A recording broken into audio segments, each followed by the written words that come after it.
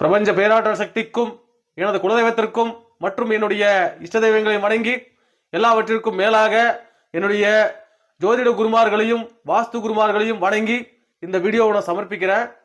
இதுல நம்ம சனி பெயர்ச்சியை பத்தி பார்க்க போறோம். இதுல நம்ம ராசி பலன்களை பத்தி பார்க்க போறது இல்லை. ஏன்னா நீங்க நிறைய வீடியோஸ்ல ராசி பலன்களை பத்தி பார்த்துருப்பீங்க. சனி பெயர்ச்சின்றது என்ன நடக்கும், நாம என்ன பண்ணா அதுல இருந்து தப்பிச்சுக்கலாம், என்ன பண்ணா அதுல இருந்து நல்ல பலன்களை அள்ளி எடுக்க முடியும்ன்றதை தான் இந்த வீடியோவில் நம்ம பார்க்க போறோம்.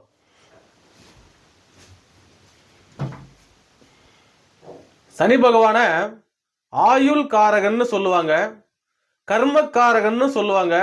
அதே நேரத்தில் நீதி காரகனும் பார்த்தீங்கன்னா சனி பகவான் தான். ஸோ இந்த சனி பகவான் பார்த்தீங்கன்னா நமக்கு எந்த இடத்துல இருந்து டிரான்ஸ்ஃபர் ஆகிறார் அப்படின்னா கும்பத்துல இருந்து மீனத்துக்கு டிரான்ஸ்ஃபர் ஆகிறாரு. அதாவது சொந்த வீட்டில இருந்து குருவோட வீட்டுக்கு டிரான்ஸ்ஃபர் ஆகிறாரு.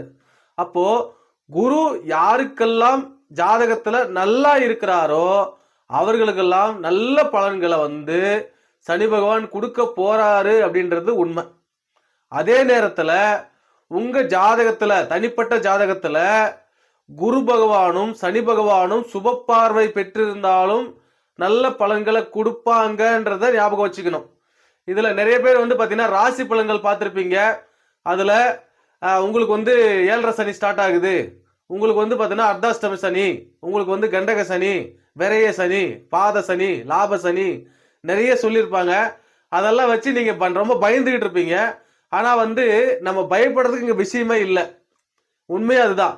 இப்போ சனி பகவான் பாத்தீங்கன்னா நம்மளுடைய தந்தை அப்படின்னு சொல்லி ஒரு எக்ஸாம்பிளுக்கு எடுத்துக்கோங்க. ஏன்னா அவர் தந்தையா தான் வருவாரு. தந்தை நமக்கு என்ன பண்ணுவாருன்னா நம்மளுடைய நல்லது மட்டும்தான் அவரோட குறிக்கோளா இருக்கும். அதே நேரத்துல நம்ம வழி மாறி போயிடக்கூடாதுன்னு சொல்லி நம்மளை கண்டிப்பாரு இல்லையா, அதுதாங்க சனி பகவான். நமக்கு பாத்தீங்கன்னா சனி பகவான் பாத்தீங்கன்னா பாத சனியா வராரு, ஜென்ம சனியா வராரு, விரை சனியா வராரு, நம்ம பயப்படணும் அப்படின்லாம் கிடையவே கிடையாது. முதல்ல இதை நீங்க புரிஞ்சுக்கணும். உங்க ஜாதகம் சுய ஜாதகம் மட்டும்தான் பேசும். நம்ம பாத்தீங்கன்னா யூடியூப்ல பாக்குற ராசி பலன் இதெல்லாமே பாத்தீங்கன்னா நம்மளை நாமளே ஆறுதல் படுத்திக்கிறதுக்காக மட்டும்தான் அந்த ராசி பலன்கள்லாம் நம்ம பார்க்குறோம்.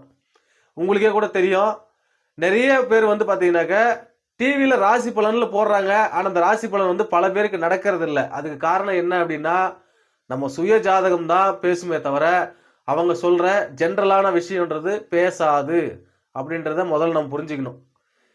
சரி வாங்க, இப்போ இந்த சனி பெயர்ச்சி நம்ம எப்படி நல்லதா மாத்திக்கிறது, இருக்கிற நல்லதை எப்படி நம்ம அதிகப்படுத்திக்கிறது அப்படின்றத பத்தி பார்க்கலாம். சனி பெயர்ச்சி பாத்தீங்கன்னா இந்த வருடம் அதாவது 2025 மார்ச் மாதம் 29ஆம் தேதி இரவு 9:40 மணி முதல் 10:10க்குள் பாத்தீங்கன்னா கும்பத்திலிருந்து மீனத்துக்கு டிரான்சிட் ஆகிறாரு. இது சுத்த திருக்கணித பஞ்சாங்க முறைப்படி நம்ம இந்த சனி பயிற்சியை பாத்தீங்கன்னா அனுசரிக்கிறோம். இதுல திருநள்ளாறு சனீஸ்வர பகவான் கோயில் பாத்தீங்கன்னாக்க வாக்கிய பஞ்சாங்கத்தை ஃபாலோ பண்ணுவாங்க. வாக்கிய பஞ்சாங்கம் அப்படின்றது நம்முடைய ரிஷிகள் முனிவர்கள் பாத்தீங்கன்னா குறிப்பிட்ட ஏடுகள் மூலமா வாக்கிய பஞ்சாங்கம் பாத்தீங்கன்னா பயன்படுத்தப்படுது.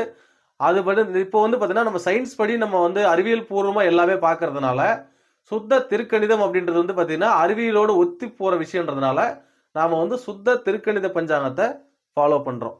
சனீஸ்வர பகவான் நம்மளுடைய உடல்புல பாத்தீங்கன்னா கால் பாதத்தை தான் நம்ம சனி பகவான் குடியிருக்கிற இடம்னு சொல்றோம்.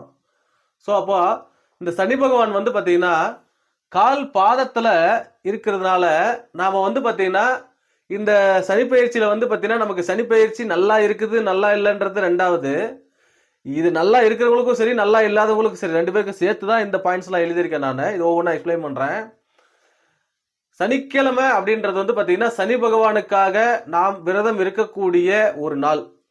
அதே நாள் தான் ஆஞ்சநேயருக்காகவும் நம்ம விரதம் இருப்போம். இந்த சனிக்கிழமை நாள்ல நான்வெஜ்ஜை அவாய்ட் பண்ணுங்க. நீங்க நான்வெஜ் அவாய்ட் பண்ணீங்கனாலே சனி பகவானுடைய அருள் பாத்தீங்கன்னா உங்களுக்கு பூர்ணமா கிடைக்கும். காரணம் என்னன்னா சனி பகவானுடைய வேலை என்ன அப்படின்னா கர்மக்காரகன், கர்மங்களை வச்சுதான் உங்களுடைய வாழ்க்கையை நிர்ணயிப்பாரு சனி பகவான். ஸோ அப்போ மாமிசம் அப்படின்றது பாத்தீங்கன்னா அது ஒரு உயிரை கொன்னு கிடைக்கக்கூடிய பொருள் தான். அதனால சனிக்கிழமை நாள்ல மாமிசம் சாப்பிட்றத தவிர்த்துட்டீங்க அப்படின்னா சனி பகவானின் தாக்கம் அப்படின்றது குறைஞ்சி நல்ல பலன்கள் கிடைக்கும். அதே நேரத்துல சனி பகவான் இருக்கக்கூடிய அதே சனிக்கிழமை நாள்ல ஆஞ்சநேயரும் சிறப்பு பெறுகிறார் அப்படின்றதுனால ஆஞ்சநேயர் வழிபாட நாம தொடர்ந்து செய்யும் பொழுது, சனிக்கிழமை நாள்ல செய்யும் பொழுது நமக்கு சிறப்பான பலன்களை சனி பகவான் கொடுப்பாரு. சனி பகவானுடைய தாக்கத்திலிருந்து ஆஞ்சநேயர் நம்மளை காப்பாற்றுவார்ன்றதுதான் உண்மை. அடுத்து இந்த பாதம்ன்றதை ஏன் எழுதியிருக்கேன் அப்படின்னா, உடல் ஊனமுற்றோர்னு இருப்பாங்க. இப்ப பாருங்க, மாற்றுத்திறனாளி எழுதியிருக்கேன் நான். உடல் ஊனமுற்றோர்னு இருப்பாங்க.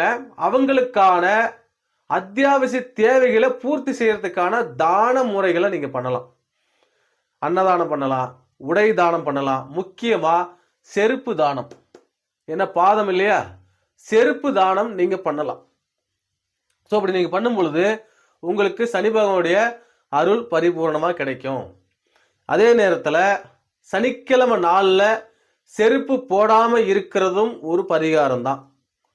சனிக்கிழமை ஒரு நாள் மட்டும் செருப்பு போடாம வெறுங்கால நடந்து நாம இறை வழிபாடை செய்யும் பொழுது சனி பகவானுடைய தாக்கத்திலிருந்து நம்மளால தப்பிச்சுக்க முடியும். அடுத்து வந்து பாத்தீங்கன்னா வயதானோர். இதுல ஏன் வயதானோரை கொண்டு வர்றோம் அப்படின்னா, உங்களுடைய கர்மா அப்படின்றது உங்களுடைய முன்னோர்கள் வழி வந்தது தான். புரியுதுங்களா? ஸோ உங்களுடைய கர்மா வந்து உங்களுடைய முன்னோர்கள் வழி வந்தது அப்படின்னும் போது வயதானோருக்கு நீங்க செய்யும் உதவி அப்படின்றது சனி பகவானை குளிர்விக்கும்.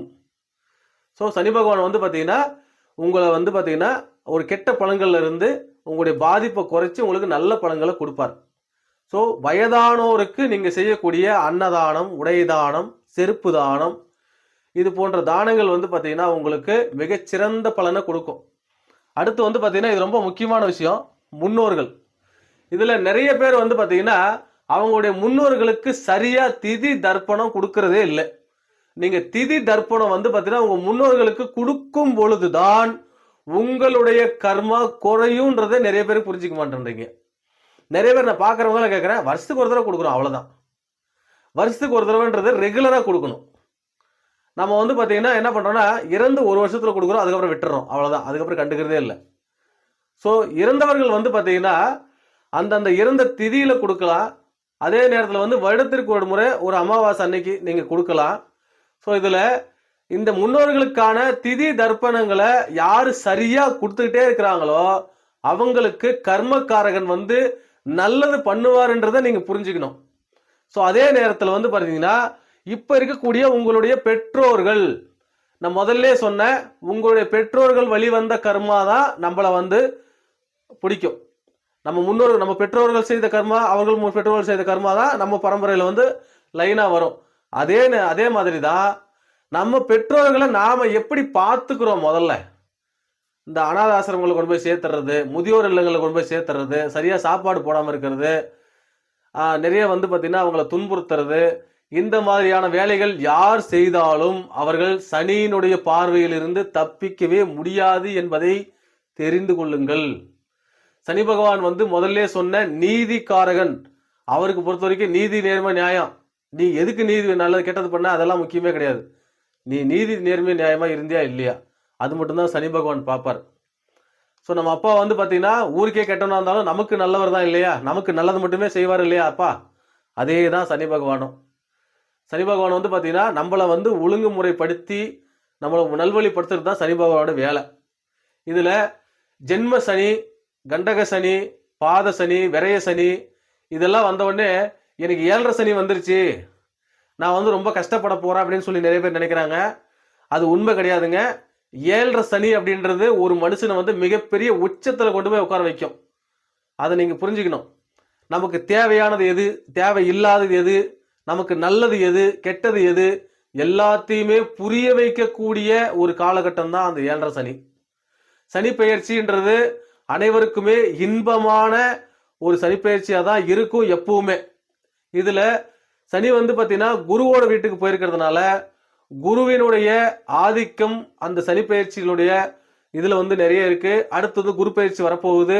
அந்த குரு பயிற்சியும் இந்த சனிப்பெயர்ச்சியும் லிங்க் பண்ணி உங்களுடைய ஜாதகத்தை அருகில் இருக்கக்கூடிய வாக்கு பலிதம் இருக்கக்கூடிய ஜோதிடர்கிட்ட நல்லா பார்த்து என்ன செய்யணும் என்ன செய்யக்கூடாதுன்னு தெரிஞ்சுக்கோங்க. ஜோதிடம் அப்படின்றது உங்கள் வாழ்க்கையை ஒரே நாள்ல மாற்றக்கூடிய விஷயம் கிடையாதுன்றதை நீங்க புரிஞ்சுக்கணும். விதியை யாராலையும் மாற்ற முடியாது. உங்களுக்கு நடக்கக்கூடிய விதியை என்ன பண்ணலாம்னா முன்னாடியே தெரிஞ்சுக்கிட்டு அதுக்கேற்ற மாதிரி ஜாக்கிரதையா இருக்கிறதுக்கு தான் நாம ஜோதியம் பார்க்கணுன்றத முதல்ல புரிஞ்சுக்கணும். நாம ஒரு ஜோதிடர்கிட்ட போன உடனே வந்து பார்த்தீங்கன்னா பெரிய கோடீஸ்வரன் ஆயிடுவான், சூப்பர் ஆயிடலாம் அப்படின்லாம் கிடையவே கிடையாது. விதி என்ன இருக்கோ, என் குருநாதர் அடிக்கடி சொல்லுவாரு, அகப்பையில என்ன இருக்கோ அதுதான் சட்டியில வரும் அப்படின்னுவாரு. அதே மாதிரி உங்க ஜாதக கட்டம் என்ன சொல்லுதோ அப்படிதான் நடக்கும். நேரா போய் ஒரு பள்ளத்துல விழ போற அப்படின்னா ஜோதிடர்கிட்ட போயிட்டு எப்ப நீ பள்ளத்துல விழ போற ஜாக்கிரதையா இரு அப்படின்னு சொன்னா நீங்க மெதுவான வேகத்துல போவீங்க. அப்பயும் பள்ளத்துல விழதான் போறீங்க, ஆனா அடிபடுறது கம்மியா படும். இதுக்கு தான் நீங்க ஜோதிடம் பார்க்கணும். ஸோ இப்போ இந்த ஜோதிடத்துல வந்து பாத்தீங்கன்னாக்க இந்த நடைமுறைகளை நீங்க தெரிஞ்சிருப்பீங்க. இந்த பரிகாரங்களை நீங்க தொடர்ந்து செய்யறது மூலமா உங்களுடைய வாழ்க்கை மிகச் சிறப்பான ஒரு உச்ச நிலையை அடையும்ன்றத நான் சொல்லிக்க விரும்புறேன். இதே நேரத்தில் வீட்டில் வந்து பார்த்தீங்கன்னா நல்லெண்ணெயில தீபம் போடுங்க. சனிக்கிழமைனா வந்து பார்த்தீங்கன்னா நல்லெண்ணெயில தீபம் போடுங்க.